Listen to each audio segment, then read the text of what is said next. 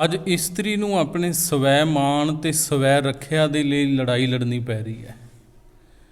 ਅੱਜ ਇਸ ਦੇਸ਼ ਦੀ ਹਾਲਤ ਵੇਖੀਏ, ਸਮਾਜ ਦੀ ਹਾਲਤ ਵੇਖੀਏ।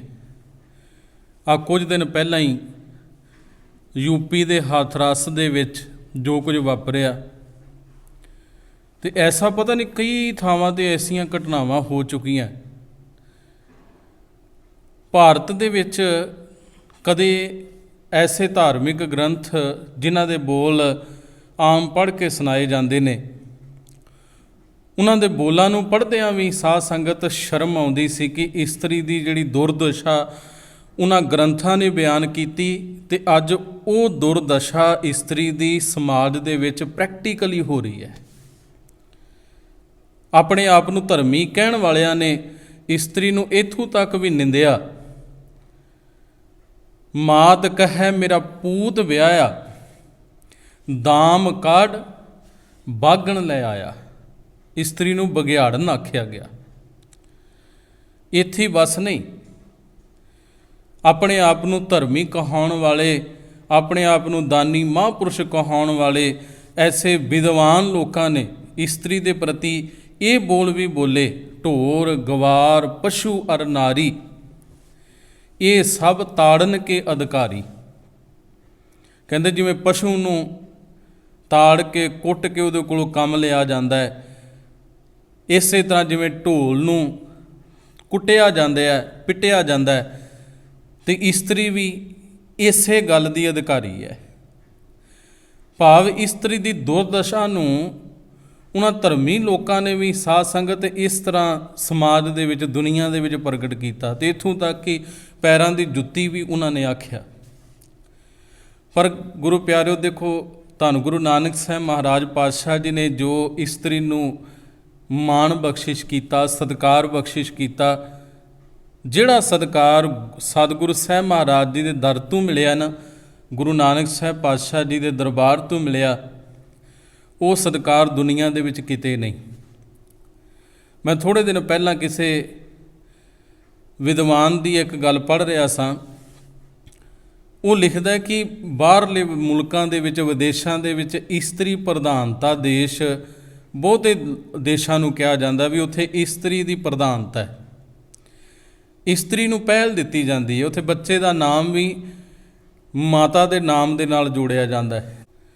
ਪਰ ਉੱਥੇ ਵੀ ਇਸਤਰੀ ਨੂੰ ਜਿਹੜੀ ਪ੍ਰਧਾਨਤਾ ਮਿਲੀ ਹੈ ਨਾ, ਜੇ ਇਸਤਰੀ ਪ੍ਰਧਾਨ ਦੇਸ਼ ਉਹਨਾਂ ਨੂੰ ਕਿਹਾ ਜਾਂਦਾ, ਇਸਤਰੀ ਪ੍ਰਧਾਨ ਸਮਾਜ ਕਿਹਾ ਜਾਂਦਾ, ਉਹਨਾਂ ਦੇਸ਼ਾਂ ਦੇ ਵਿੱਚ ਇਸਤਰੀ ਨੂੰ ਜੇਕਰ ਸਤਿਕਾਰ ਮਿਲਿਆ ਤੇ ਉਹ ਕੋਈ ਬਹੁਤੀ ਸਦੀਆਂ ਦੀ ਗੱਲ ਨਹੀਂ, ਕੋਈ ਬਹੁਤੀ ਸਾਲਾਂ ਦੀ ਗੱਲ ਨਹੀਂ ਹੈ।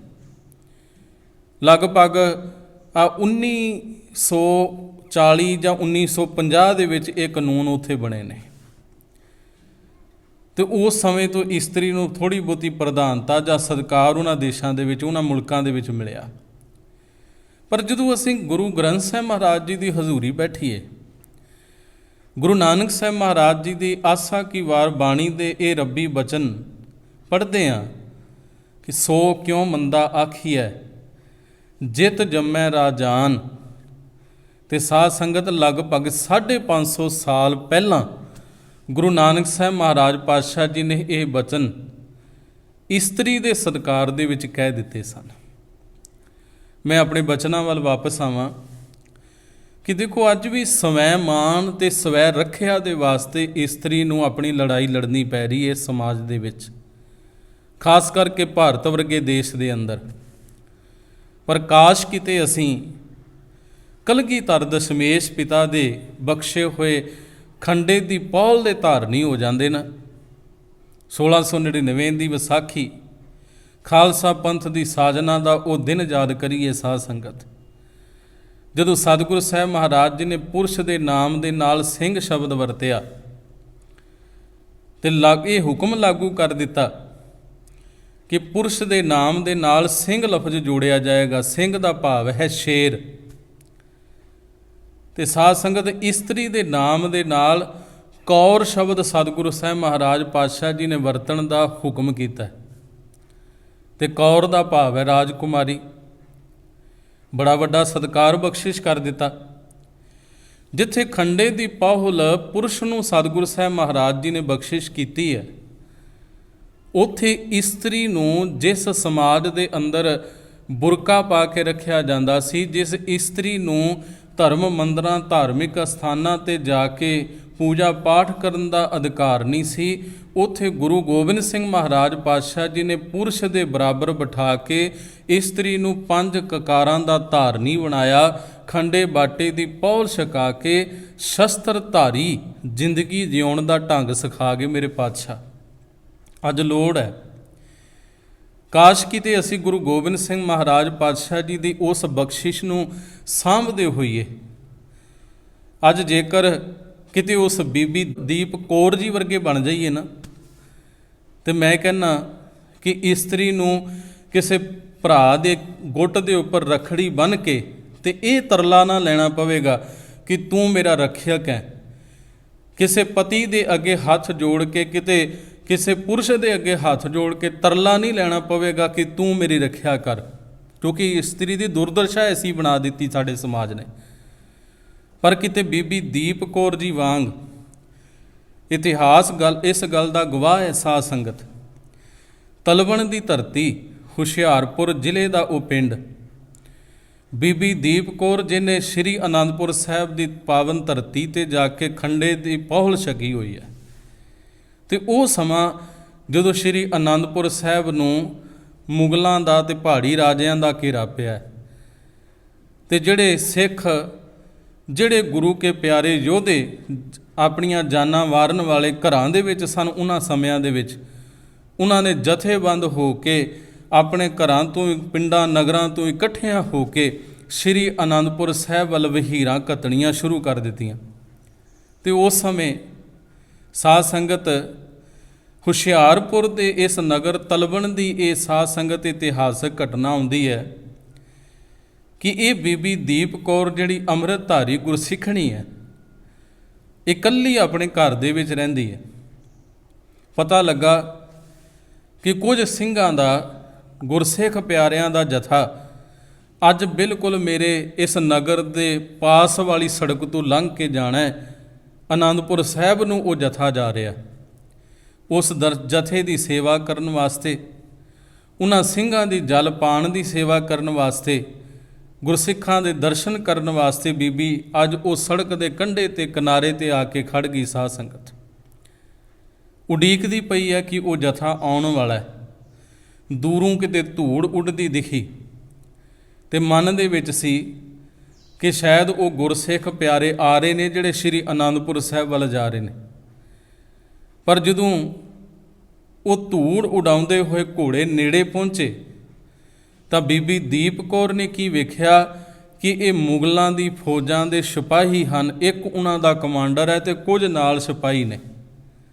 ਬੀਬੀ ਦੀਪ ਕੌਰ ਨੂੰ ਇਕੱਲਿਆਂ ਸੜਕ ਦੇ ਕੰਢੇ 'ਤੇ ਖੜਿਆਂ ਵੇਖ ਕੇ ਨਾ ਉਹਨਾਂ ਦੇ ਮਨ ਮੈਲੇ ਹੋ ਗਏ। ਉਸ ਦੇ ਰੂਪ ਨੂੰ ਵੇਖ ਕੇ, ਉਹਦੇ ਸੁਹੱਪਣ ਨੂੰ ਵੇਖ ਕੇ, ਅਤੇ ਬੀਬੀ ਨੂੰ ਭਰਮਾਉਣ ਦੀਆਂ ਗੱਲਾਂ ਕਰਨ ਲੱਗ ਪਏ, ਲਾਲਚ ਦੇਣ ਦੀਆਂ ਗੱਲਾਂ ਕਰਦੇ ਵੀ ਤੂੰ ਇਕੱਲੀ ਇੱਥੇ ਕੀ ਕਰਦੀ ਹੈ, ਤੂੰ ਸਾਡੇ ਨਾਲ ਚੱਲ, ਸ਼ਾਹੀ ਮਹੱਲਾਂ ਦੇ ਵਿੱਚ ਰਾਜਕੁਮਾਰੀਆਂ ਵਾਂਗ ਤੈਨੂੰ ਰੱਖਾਂਗੇ। ਅਤੇ ਮੈਲੀ ਨਿਗਾਹ ਨਾਲ ਤੱਕਦੇ, ਮਨ ਮੈਲੇ ਦੇ ਨਾਲ ਜਦੋਂ ਉਹ ਤੱਕਦੇ ਹੋਏ ਸਿਪਾਹੀ ਜ਼ਬਰਦਸਤੀ ਉਸ ਬੀਬੀ ਦੀਪ ਕੌਰ ਨੂੰ ਆਪਣੇ ਨਾਲ ਲਿਜਾਣ ਦੀ ਕੋਸ਼ਿਸ਼ ਕਰਨ ਲੱਗੇ। ਅਤੇ ਸਾਧ ਸੰਗਤ ਅੱਜ ਕਮਾਲ ਕਰ ਦਿੱਤੀ ਬੀਬੀ ਦੀਪ ਕੌਰ ਨੇ।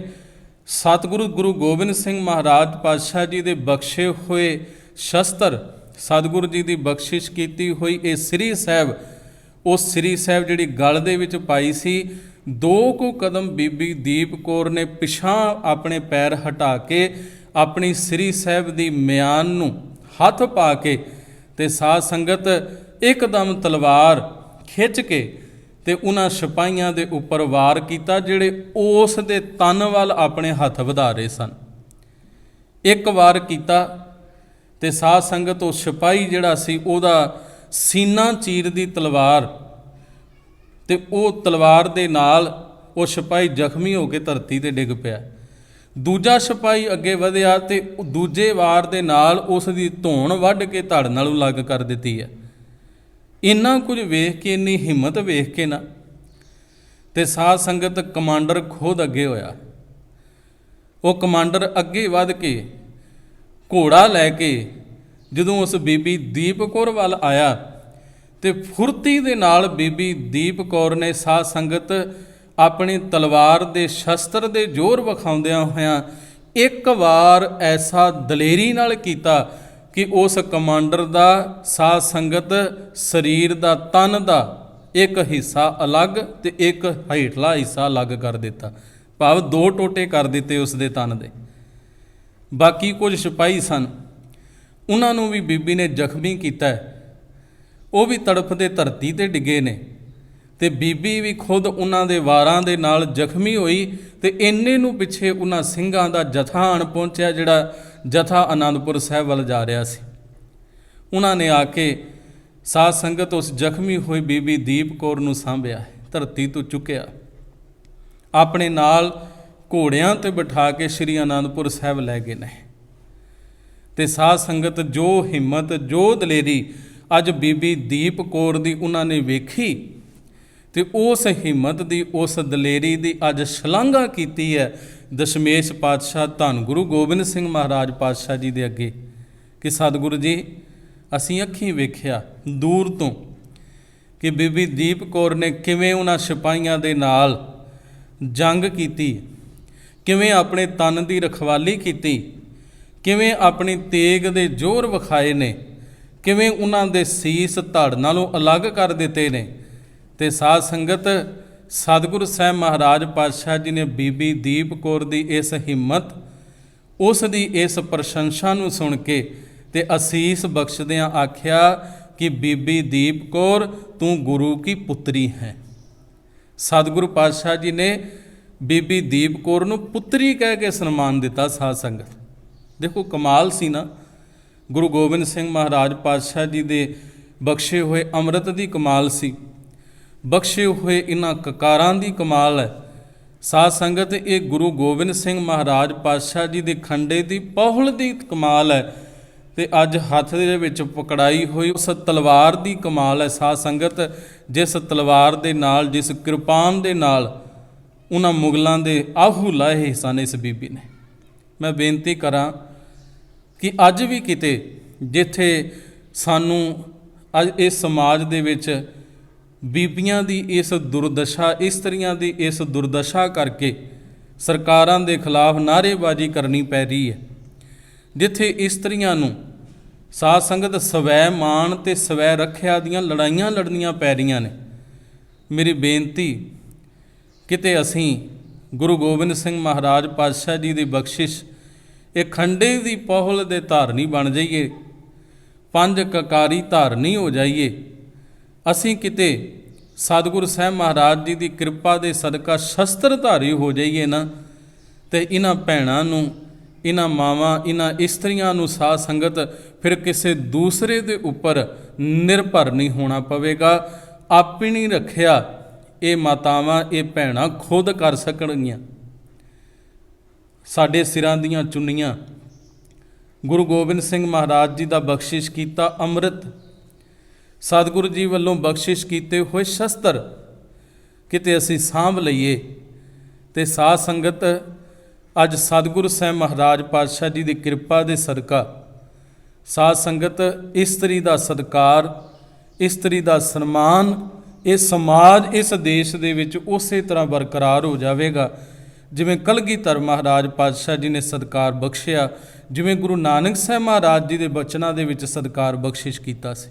ਇਸ ਕਰਕੇ ਬੇਨਤੀ ਇਹੀ ਹੈ ਕਿ ਕਲਗੀਧਰ ਦੇ ਪੁੱਤਰ ਧੀਓ ਅੰਮ੍ਰਿਤ ਧਾਰੀ ਹੋ ਕੇ ਜੀਓ।